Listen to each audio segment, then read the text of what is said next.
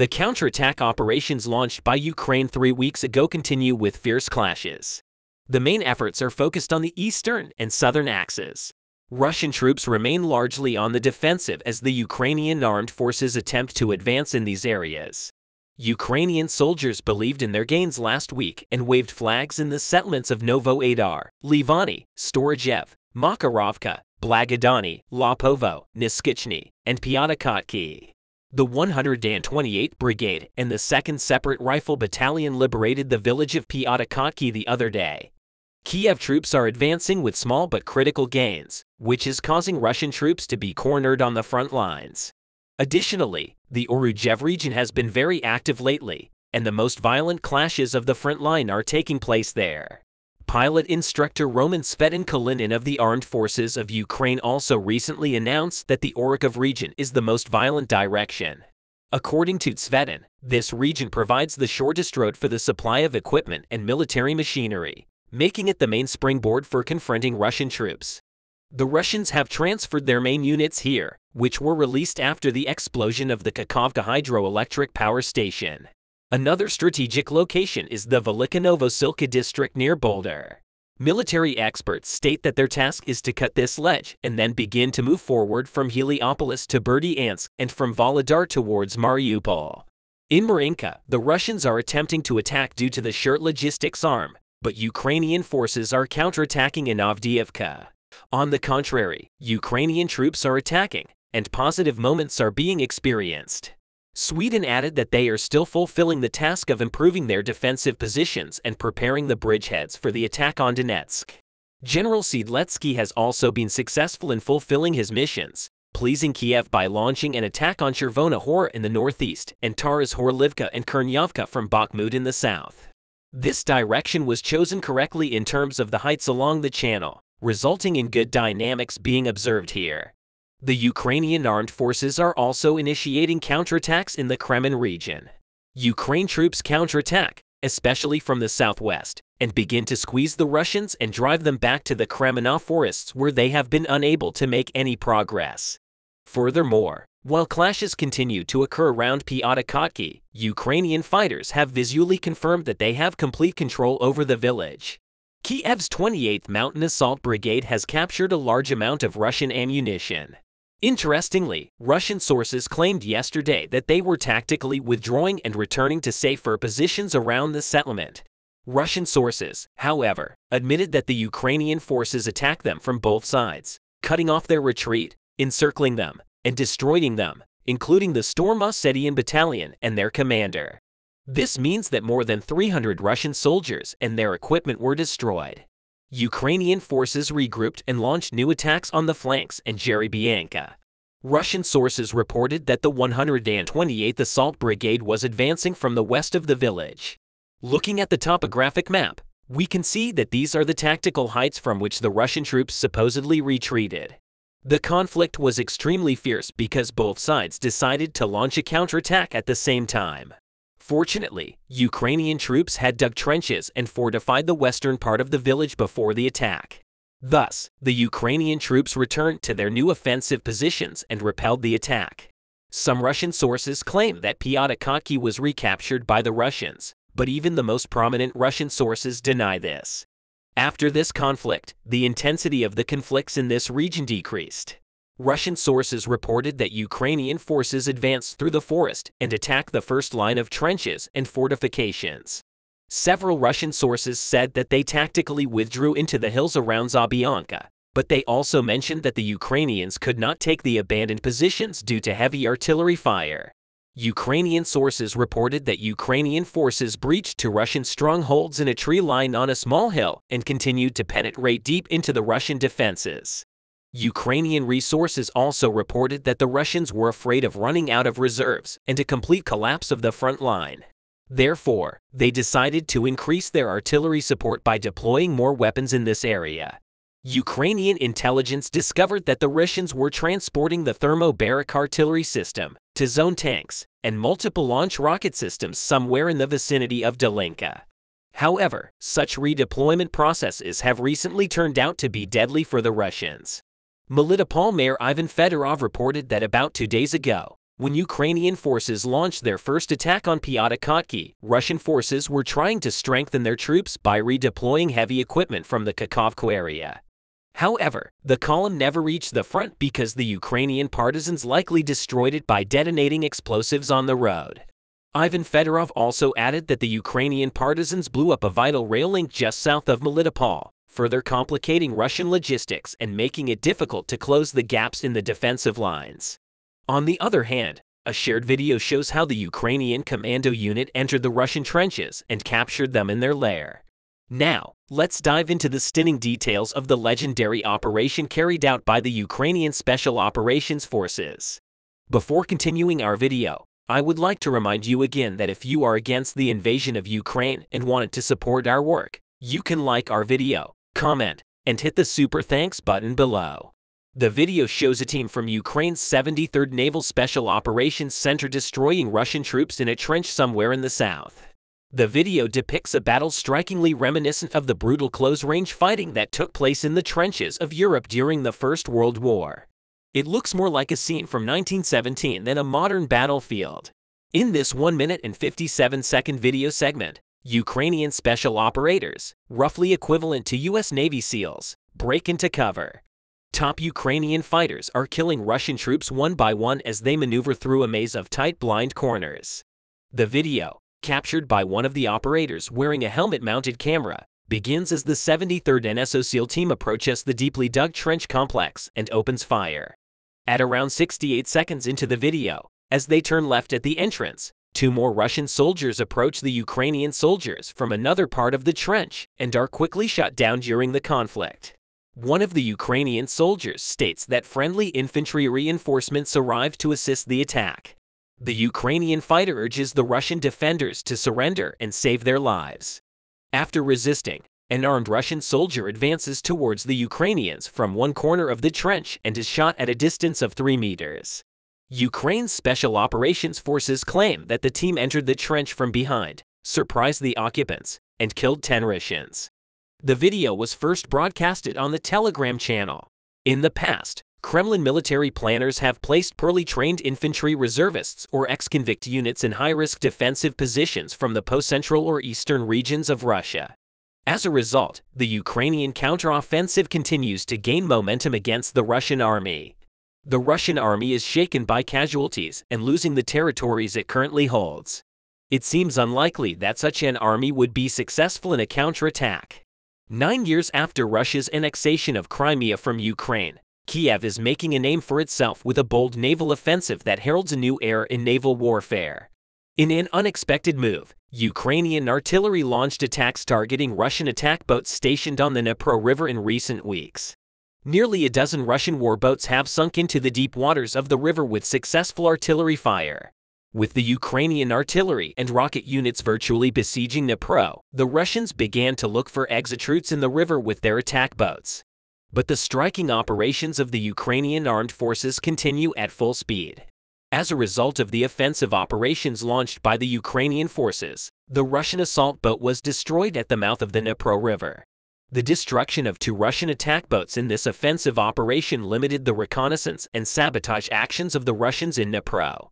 Ukrainian troops, which dealt a heavy blow to Russia's reconnaissance actions, continued to advance on the front lines without stopping. Ukrainian defense forces succeeded in sinking another Russian boat near Belarusi Island in Dnipro.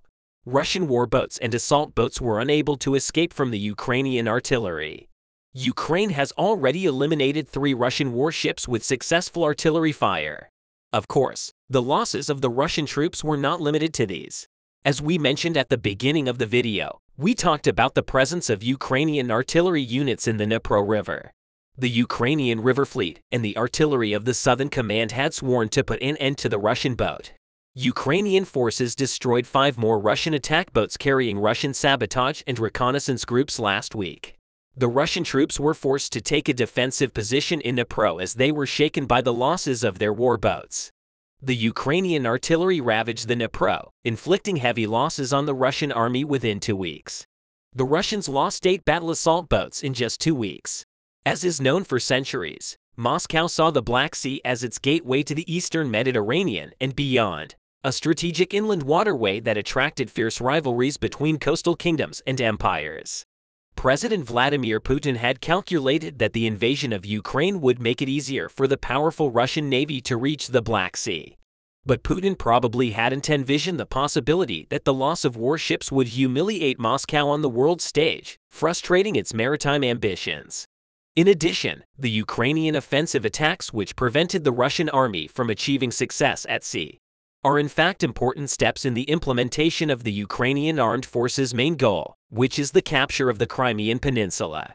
In particular, taking the Dnipro region under control is important in terms of retargeting Crimea. The road to victory for Ukraine passes through the Crimea.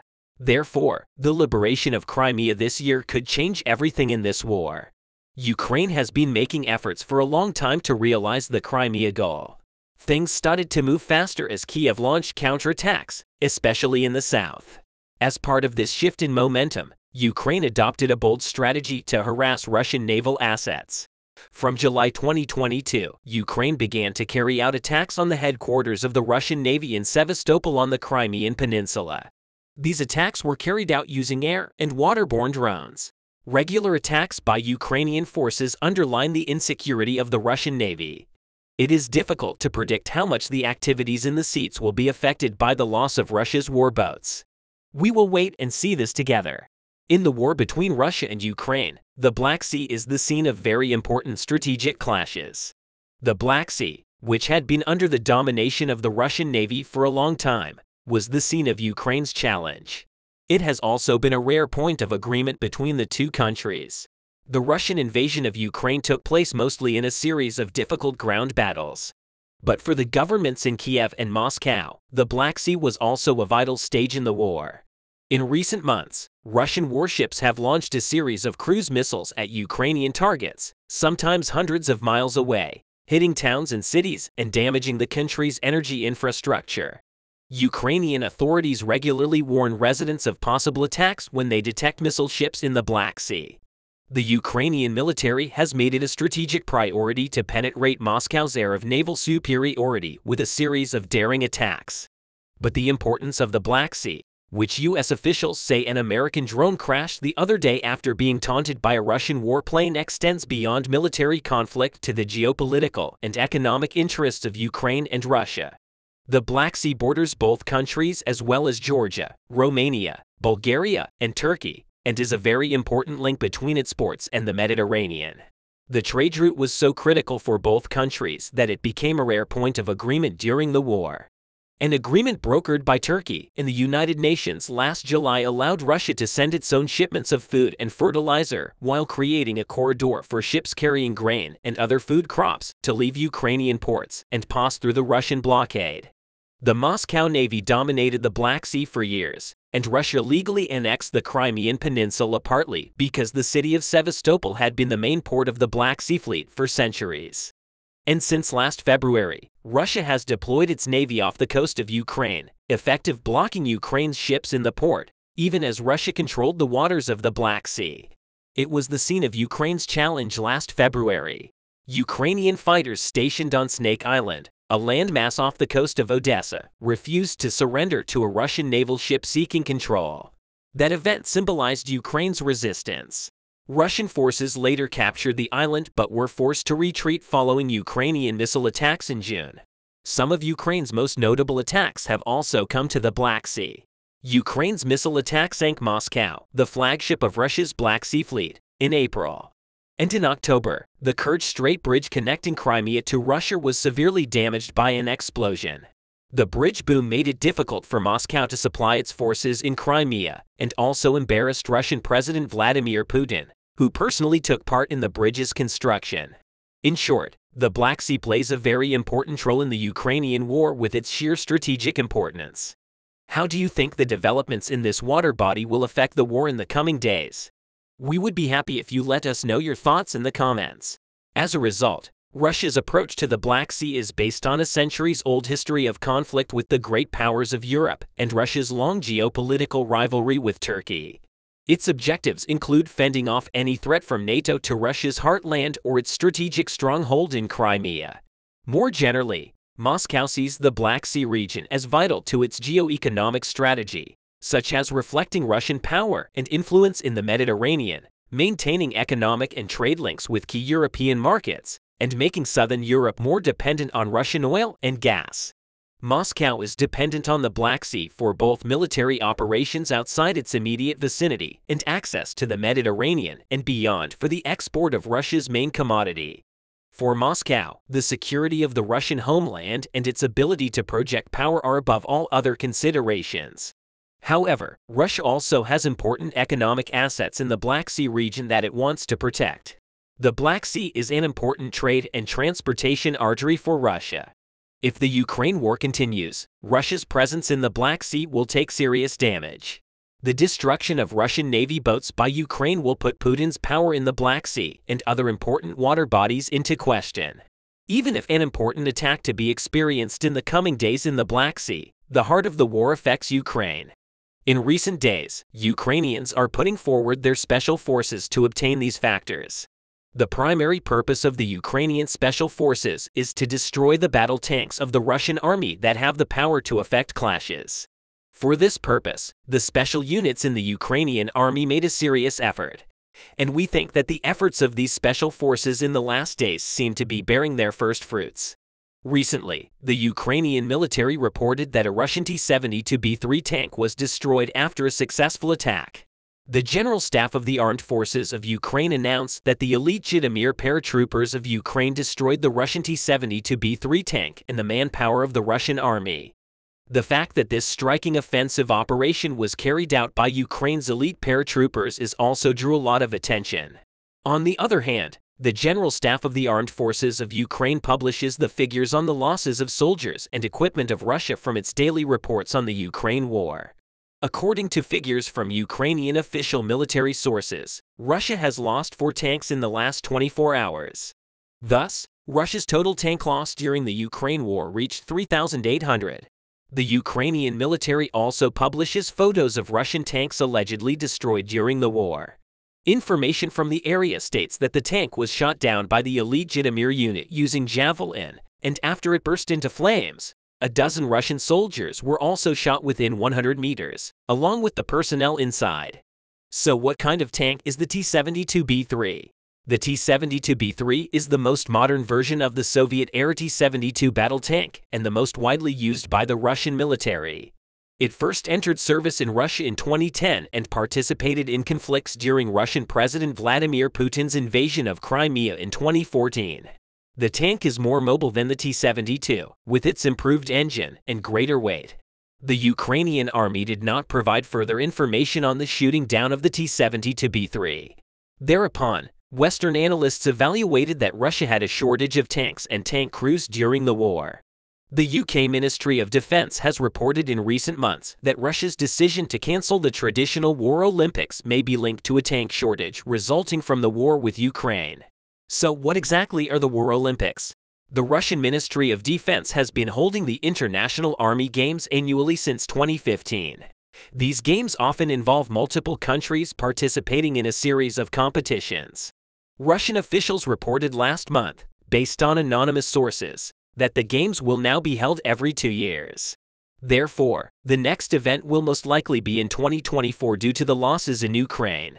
The UK Ministry of Defence said it was realistically possible that the Russian Ministry of Defence was concerned that the lack of tanks, tank crews, and other skilled personnel would jeopardize the usual dominance of the Olympic Russian team on the medal table. Russia also used Soviet-era T-34 tanks in the Victory Day parade in Moscow's Red Square last week. In general, at the parade on Victory Day, little of the Russian army was shown. This was evaluated by many experts and analysts as Russia's weapons and ammunition stocks may have been exhausted. The UK Department of Defense highlighted the material and strategic communications challenges facing the Russian military in the 15th month of the war in Ukraine. Russia's struggle with global sanctions since the start of the Ukraine war and the Russian ruble's depreciation like never before caused the army to be unable to meet its needs. In addition, with the partial mobilization decision announced last spring, most of Russia's factory workers were drafted into the army, which caused the disruption of domestic production. Considering that most of the parts used in Russia's modern weapons and missiles are exported from Western countries, Russia cannot buy weapons from abroad, nor can it procure important parts and produce weapons inside. So what about the current stocks of the Russian army? Against such economic difficulties, the Russian army still has weapons and ammunition, but these materials are destroyed as soon as they cross the borders of Crimea when they set out to go to the troops in Ukraine. The Ukrainian army cut off almost all Russian supply routes after Russia began attacking Ukraine's infrastructure facilities and civilian settlements. Currently, the Russian army is able to feed its troops in Ukraine through the Crimea. But this takes time. And the soldiers cannot get enough ammunition and weapons. He also told you many times about the difficulties the soldiers went through in terms of basic needs. Last week, U.S. officials suggested that Ukrainian forces could achieve better results in their offensive against Russia if they cut off a Russian supply line along Zaporizhia and Kherson. Ukraine has been preparing for a spring counterattack for months with the help of the West. NATO countries are sending humanitarian and military aid, including heavy artillery, tanks, and advanced equipment, to help war-torn Ukraine stop Russia and drive the Russian army out of Ukraine since it began in February 2022. Russia's war with Ukraine has spread to major cities, including Kiev, Odessa, and Kherson, and most recently Bakhmut, where months of intense clashes between the powers took place. Western experts analyzed Ukraine's advances and counterattacks. Experts explained that the Ukrainian army could be in a very advantageous position if the Ukrainian army targets Russia's supply line in the midst of the ongoing war in Bakhmut. US officials say that when you see an attack take place during the war, you will not only see what is going on in Bakhmut and the city surrounding them being attacked at the same time, we believe you will see the Ukrainians go south, which is critical. Russia supplies Ukraine through this supply line, passing through two provinces, Zaporizhia and Kherson and Crimea. If the Ukrainians can cut the logistics lines, they have a better chance, but it will be difficult, he said.